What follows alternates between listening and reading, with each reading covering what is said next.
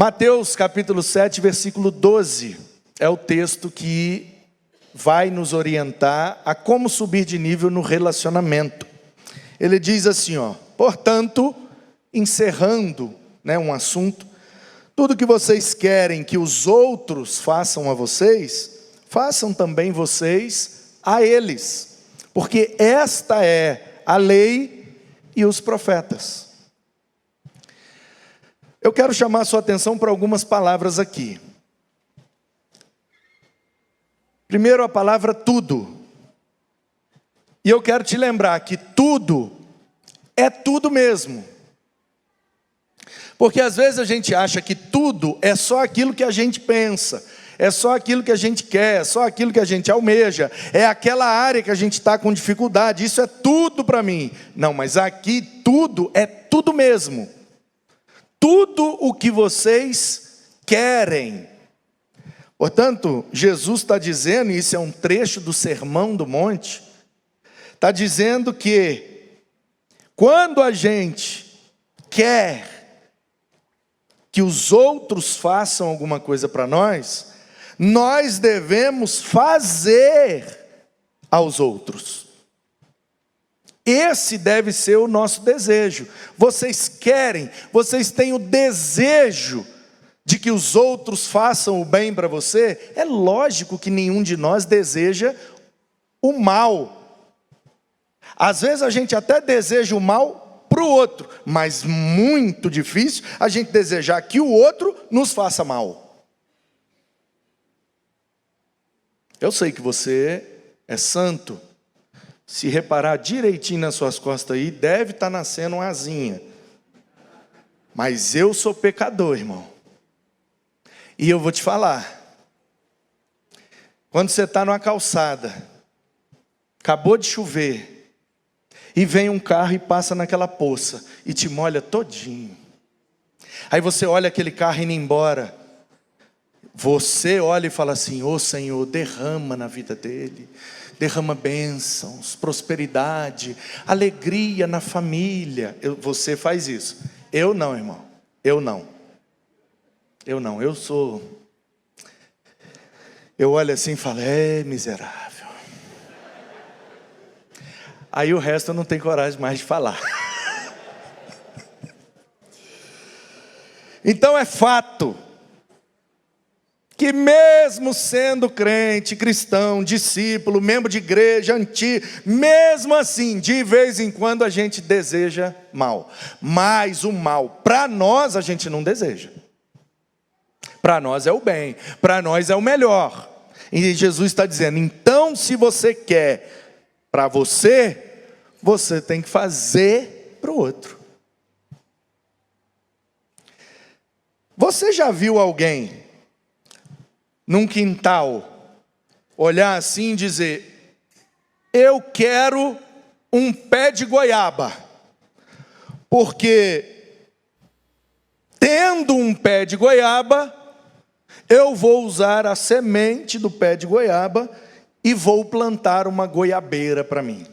Então eu vou ter primeiro a goiaba, para depois eu plantar a goiaba. Você já viu isso acontecer? Alguém que colhe antes de plantar? Não existe. Não existe. Primeiro é a semeadura. Primeiro você dá, depois você pega.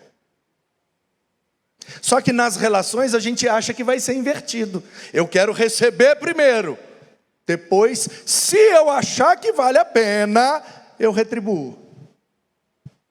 É assim que a gente faz.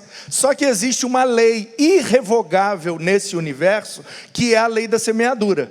Dentro dessa lei tem alguns princípios que são imutáveis. O primeiro princípio é, não dá para ter colheita antes da semeadura. Tem uma ordem, primeiro semeia, depois colhe. Segundo, não dá para colher diferente do que foi semeado. Se semeou arroz, vai colher arroz. Se semeou feijão, vai colher feijão. E terceiro, a colheita é sempre muito maior do que a semeadura. Porque uma semente de melancia é desse tamanho.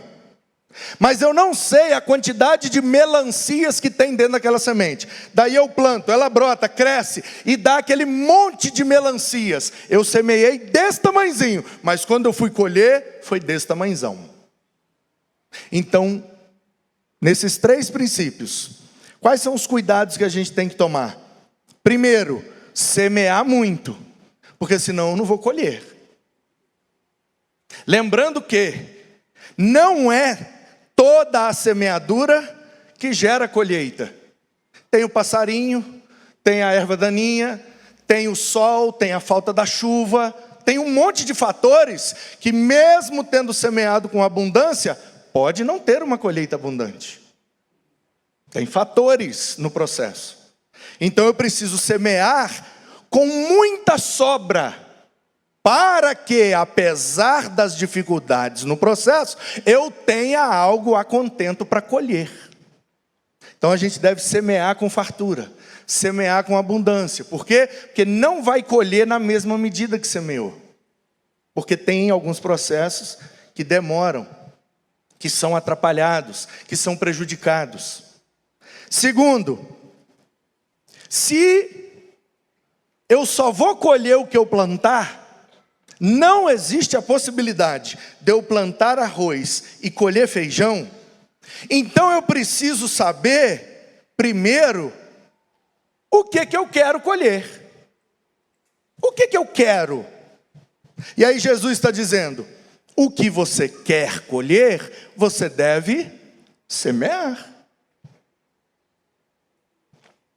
Seria uma incoerência muito grande eu querer comer feijão, mas eu só semeio arroz.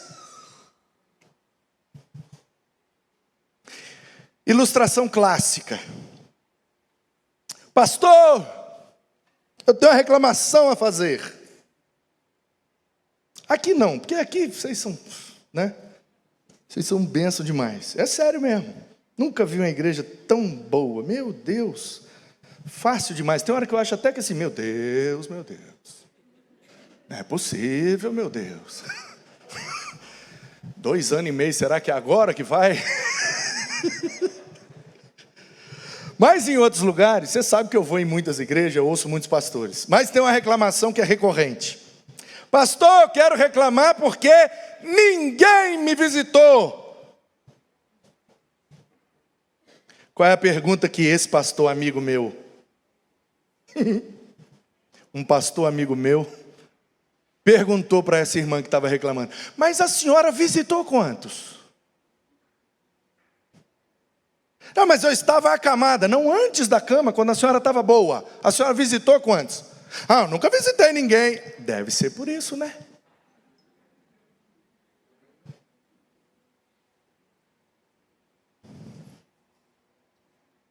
Aquilo que vocês querem que os outros façam a vocês, façam, e eu colocaria ao invés desse também, e eu tenho no grego autorização para isso, eu colocaria, façam primeiro a eles.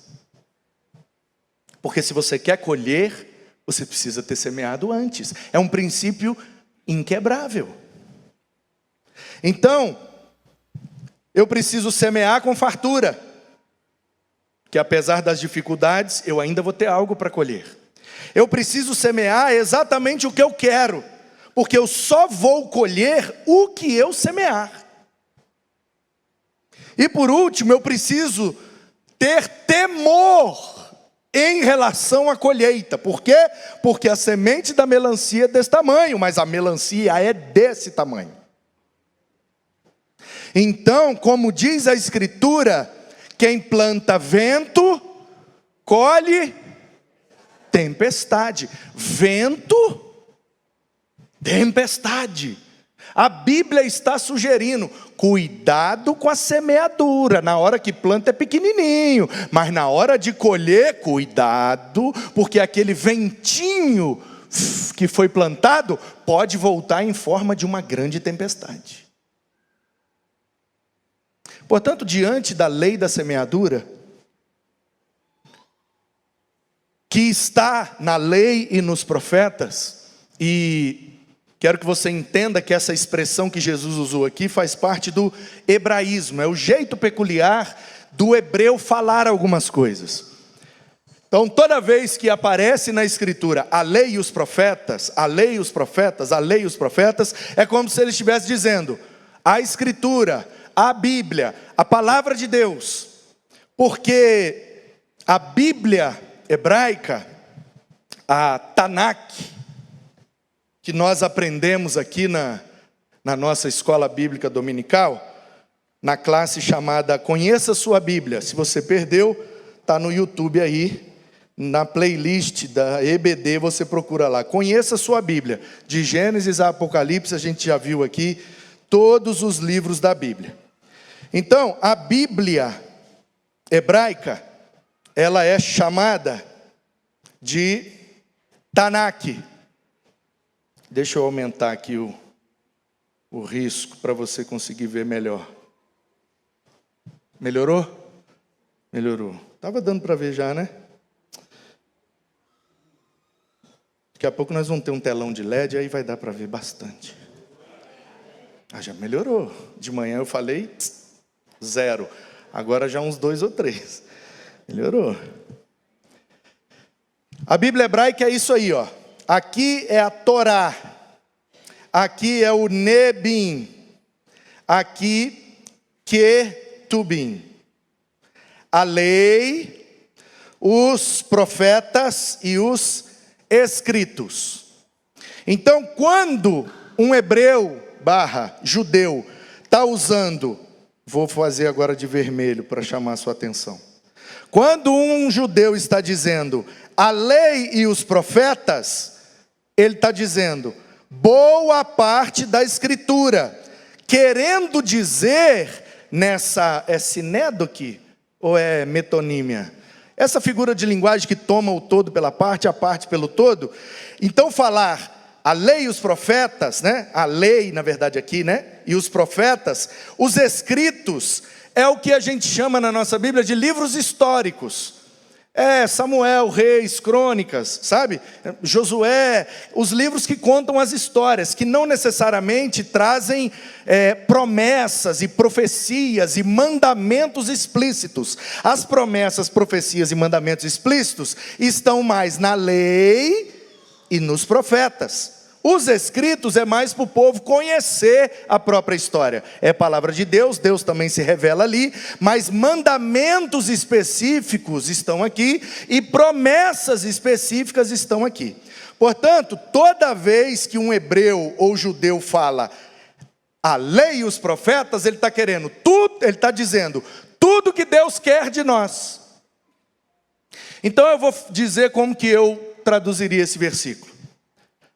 Por fim, tudo que vocês querem receber, que vocês façam para os outros antes, porque é isso que Deus quer de nós. É isso que Jesus está dizendo. E aí, olhando para esse texto e para a lei da semeadura, o que é que a gente precisa fazer para subir de nível no relacionamento? Primeiro, precisamos ampliar mais, ampliar a nossa visão, ampliar o nosso conhecimento, ampliar os horizontes, alargar as tendas, as fronteiras, ampliar mais, ter uma perspectiva mais panorâmica das coisas. Porque na perspectiva dos relacionamentos, às vezes, a gente acha que as nossas ações são isoladas, e elas não são. Eu faço uma coisa aqui com uma pessoa, não vai parar ali, vai refletir. Então eu estou aqui na igreja, alguém vai e me entristece, pisa no meu pé. Aí eu vou para casa com o pé doendo. Aí eu chego em casa, meu pé está doendo, pisaram no meu pé, e piso no da Ana Paula. Só para ela ver como é que dói. Aí ela vai lá, ai, seu pai pisou no meu pé, pisa no Manuzinho, Manuzinho sai doido, vai lá e pisa no do Mateus, daqui a pouco está todo mundo pulando, chorando, com dor no pé. A pessoa que pisou no meu pé, ela está achando que é só o meu pé que está doendo. Só que 24 horas depois é o pé de todo mundo que está doendo. Então a gente precisa ampliar mais essa visão de que toda ação vai promover uma reação que a gente perde o controle dela. Por isso que Jesus disse: tudo que vocês querem. Então a gente precisa ampliar, porque Jesus não falou de algo específico, ele falou de tudo. Tudo, o que ouve, o que fala, o que faz, tudo é tudo mesmo. Então a gente precisa ampliar. Gente, Jesus está falando aqui de tudo. Então vamos ampliar a nossa perspectiva. Segundo, desejar mais, né, irmão?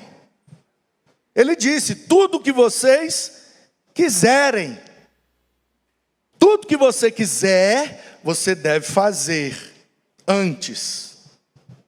Antes para o outro, para depois receber como colheita. Se eu não desejo colher nada, qual a necessidade de semear alguma coisa? Se eu não tenho objetivo, se eu não tenho meta, se eu não desejo melhorar, crescer, progredir, avançar, não, pastor, esse ano eu não vou nem frequentar a igreja não, porque negócio de crescer aí eu não quero não, eu quero ficar do mesmo tamanho mesmo. Eu quero chegar em 2026 com tudo do mesmo tamanho. Mesma quantidade de amigos, mesmo salário, mesmo... Tudo igual, pastor, tudo igual, não precisa mudar nada não. Quero ficar estável o resto da vida. Aí vem e puf, o problema bate na porta e pim, blum. E não avisa. Aí a gente fica: ai meu Deus, e agora? E agora vai ter que se virar, porque quando o problema chega, chega mesmo. Portanto, se eu não quero nada, na perspectiva até do egoísmo, sabe, irmão? Na verdade, todos nós somos egoístas mesmo, mas a gente finge muito bem. Mas nem que seja pelo egoísmo de que, como eu quero mais para mim, então eu vou fazer mais para os outros. Nem que seja nisso. A motivação está errada, mas a prática está correta. Porque às vezes, muitos de nós vamos deixando a vida levar. A gente não vive a vida que vive. E aí, o que você quer? Está indo para onde? Estou indo aí. Está indo para qual objetivo? Qual a meta? Quer fazer o quê? Qual degrau que quer subir? Está vivo, irmão. Se está vivo, ainda dá para melhorar mais. Dá para crescer um pouco mais. Dá para melhorar. Mas a gente entra nessa estagnação, nesse marasmo, né? Deixa a vida me levar. A vida leva eu. Vamos embora. O que der, deu. Tá bom. Dá nada não. Se der, é pouca coisa.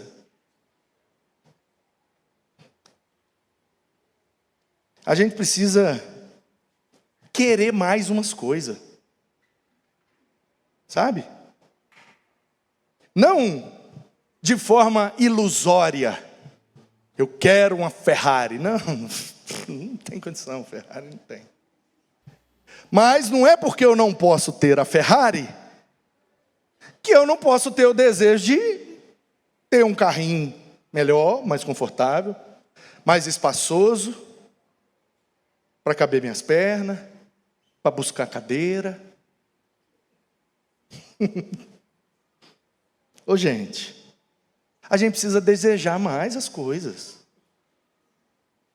e fazer disso o motivo dos bons relacionamentos. Não, eu não vou arrumar problema com a pessoa, porque esse problema pode crescer, eu perco o controle dele, e lá na frente isso pode me prejudicar. Deu para entender o que eu estou falando? Essa não é a motivação correta, mas a gente precisa, nem que seja na base do egoísmo, a gente entender que o mal que eu faço vai repercutir, vai reverberar e vai me alcançar lá na frente. Se eu tenho o desejo de crescer, de melhorar, esse mal que vai me encontrar lá na frente vai estragar o meu projeto de melhorar. Então, nem que seja por essa motivação egoísta de que eu não seja prejudicado, mas eu não vou prejudicar para esse negócio não me encontrar lá na frente. Eu não vou soprar vento, porque eu tenho medo da tempestade que me aguarda no futuro. Nem que seja por esse viés, a gente precisa aprender que é a lei da semeadura. Não tem jeito, irmão. Se não plantar, não vai colher. E se plantar mal, vai colher mal. Não tem para onde fugir. É como a gravidade. Se eu soltar esse pano 1 milhão de vezes, ele vai cair 1 milhão de vezes, porque existe a lei da gravidade e ela é irrevogável. Vai cair 1 milhão de vezes. Se não plantar, não vai colher. Se plantar mal, vai colher pior. É uma lei irrevogável. 1 milhão de vezes vai dar o mesmo resultado. Precisamos altruir mais. Isso aqui eu fui forte, hein? Altruir. Nem eu sabia que eu sabia essa palavra. Porque eu sabia do altruísmo, né? Que é quando você pensa no outro antes de pensar em si mesmo. Altruísmo. Aí eu pensei, bom, já que eu estou usando verbos, né? Precisamos ampliar, precisamos desejar, precisamos altruir. Será? Aí eu pesquisei, existe mesmo o verbo altruir. Pensar no outro antes de pensar em nós. Stanley Jones tem um livrinho maravilhoso chamado Jesus é Senhor. Stanley Jones. Sabe,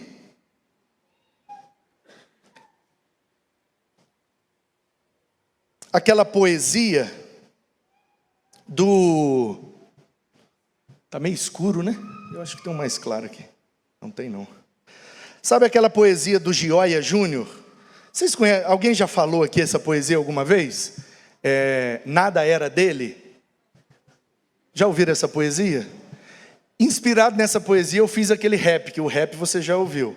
Você, Fafá, já declamou essa poesia? Você conhece a poesia, é isso? Ok. Então, o Gioia Júnior escreveu essa poesia depois que ele acabou de ler esse livro. Esse livro é uma paulada na cabeça, fininho assim, mas... Jesus é Senhor. E aí o Stanley Jones vai perguntando, é Senhor mesmo? Aí ele vai colocando algumas coisas assim na nossa vida, que a gente vai decidindo, vai fazendo, e ele fala, mas não era Jesus que é o seu Senhor? Aí você fica, eita, eu achei que era. Então ele vai trabalhando todas as áreas da nossa vida, que a gente acha que, pertence a Deus, a minha vida pertence a Deus, mas tem uns negocinhos que a gente não, aqui não, Jesus, aqui não, por favor.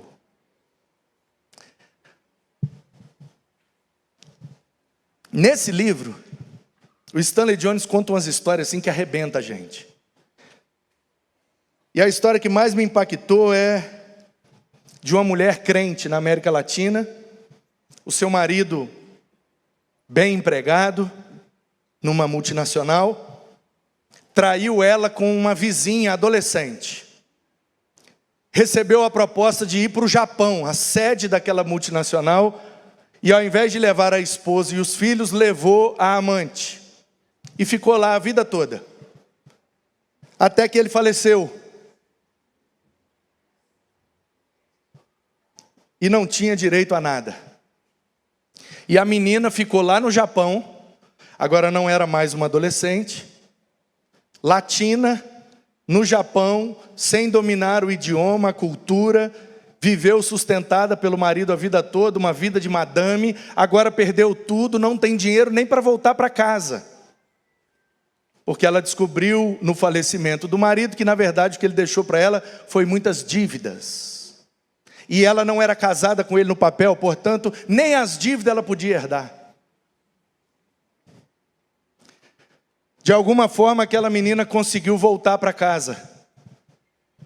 E aquela vizinha continuava morando lá. A vizinha crente, que criou os filhos foram embora, casaram, e ela morando ali, crente, já idosa. Chega aquela mulher adulta, a mulher que foi com o marido dela embora, voltou sem nada, começou a sentir umas dores, foi no médico, era câncer.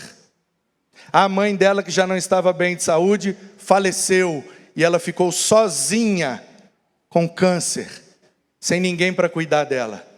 Aí o Stanley Jones fala: quem cuidou dela foi a vizinha. Eu vou cuidar da mulher que foi com meu marido.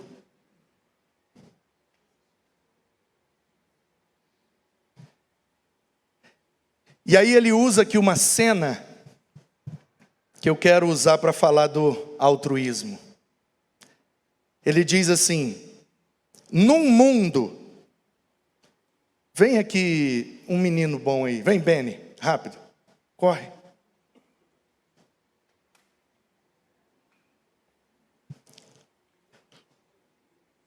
Você é crente, Benny? Está escrito aí que você nasceu de novo, né? Vem aqui para ficar melhor. Benny, você é crente. E como crente, você tem que pensar no outro antes de pensar em você. Ok? Ok.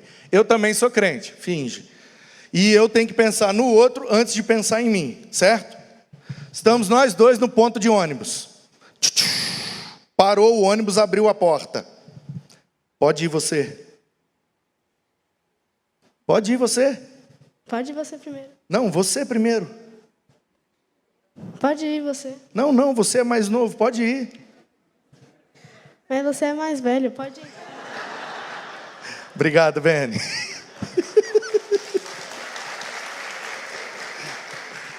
Essa é a cena que o Stanley Jones pinta no livro. Ele diz: num mundo onde Jesus é o Senhor de todas as pessoas, ninguém sobe num ônibus, a não ser que esteja sozinho no ponto. Porque cristianismo tem tudo a ver com altruísmo. A melhor maneira de revelar Cristo é através do altruísmo. Quando eu penso no outro antes de pensar em mim, isso remete a Cristo, até na cabeça de um ateu. Porque o contrário de cristianismo não é ateísmo. O contrário de cristianismo é egoísmo. Porque o cristianismo fala de um Deus que abriu mão da sua glória e que pensou num pecador antes de pensar nele mesmo, e morreu na pior morte que poderia ter, porque estava pensando em mim, que não valho nada. Por isso a gente precisa, para subir de nível no relacionamento, altruir mais. Mas o que é que o outro quer? Mas o que é bom para o outro? Mas qual é a vontade do outro? Mas qual é o desejo do outro? Mas vamos olhar primeiro para o outro? A gente precisa exercitar isso um pouco mais.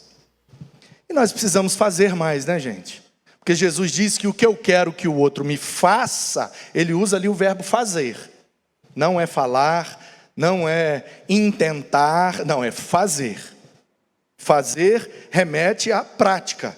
Fato, evidência, não desejo. Então o que eu quero que o outro me faça, eu tenho antes que fazer para o outro. Portanto, a gente, para subir de nível no relacionamento, a gente tem que fazer mais. Fazer mais. E eu quero falar um negócio aqui usando esses dois pontos. Eu não vou falar o nome, porque não sei se vai ser constrangedor por algum motivo. Mas eu estava saindo aqui hoje, depois da EBD, que foi maravilhosa, por sinal. E aí estava o Manuzinho dirigindo, Eu, Mateus e Ana Paula. E aí quando a gente virou aqui, tinha uma pessoa na calçada indo embora. Uma pessoa da nossa igreja. E aí eu falei, olhei para trás, vi que caberia. Falei, mano, encosta aí e pergunta se ela quer uma carona. Porque a gente vai passar lá perto. Aí o manuzinho, ô moça, quer uma carona? Aí ela, vocês vão passar lá? Vamos. Então eu quero. Entrou no carro. O que eu achei que a gente estava fazendo? Dando uma carona para ela. Vai a pé, vai de ônibus, vai não sei como. Já era quase meio-dia. Vamos dar uma carona, vamos, né? Nem é altruísmo isso não. Porque altruísmo seria, se eu tivesse que perder a minha vaga no carro, eu ia a pé para ela ir na carona. Então nem altruísmo não era não. Tudo bem, eu pensei no outro, mas eu só fiz algo. Vamos dar a carona? Vamos. Quando chegou na porta da casa, ela disse assim, eu estou com um almoço prontinho. Fiz para um monte de gente que eu achei que viria e não vem ninguém. Risoto de camarão.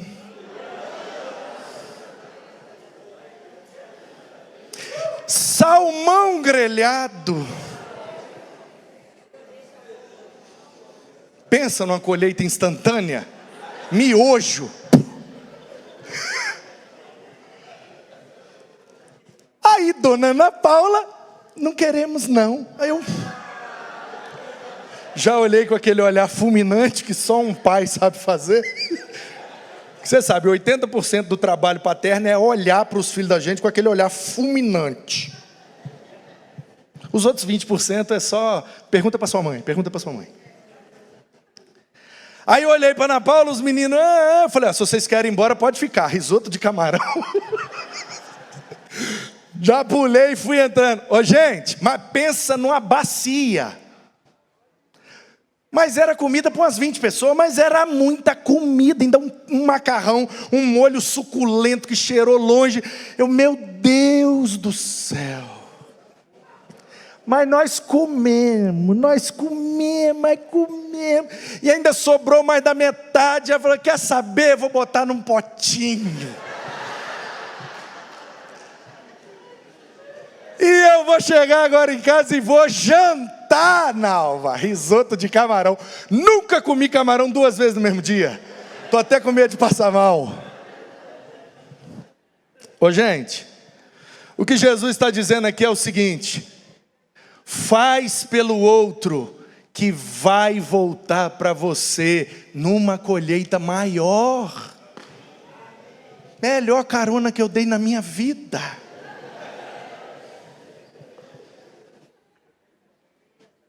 Precisamos cumprir mais. Porque às vezes a gente se torna o povo da promessa. Não, eu vou dar uma passada lá. Bora marcar? Bora marcar? Bora marcar. Bora. Aí a gente fica só assim. Não, vamos ver um dia. Não, vamos sim. Quando tiver mais calmo. Nunca vai estar calmo, gente. Não, espera passar, porque esse período, não pode piorar. Vamos fazer logo agora. Então eu quero apontar para esse fato do nosso relacionamento, que a gente tem que ser o povo de cumprir mais, ao invés de prometer. Eu vou lá, não, pega e vai. Eu vou marcar, não, pega e faz. Porque Jesus disse que se a gente fizer para o outro o que a gente quer que faça para a gente, é isso que Deus quer de nós. A gente vai estar cumprindo a lei e os profetas. E a gente fica preocupado em obedecer a Bíblia, cumprir a Bíblia. Nós somos batistas, a Bíblia é a única regra. Mas a gente não está cumprindo a Bíblia. Por quê? Porque a gente não está fazendo com o outro o que a gente quer para nós.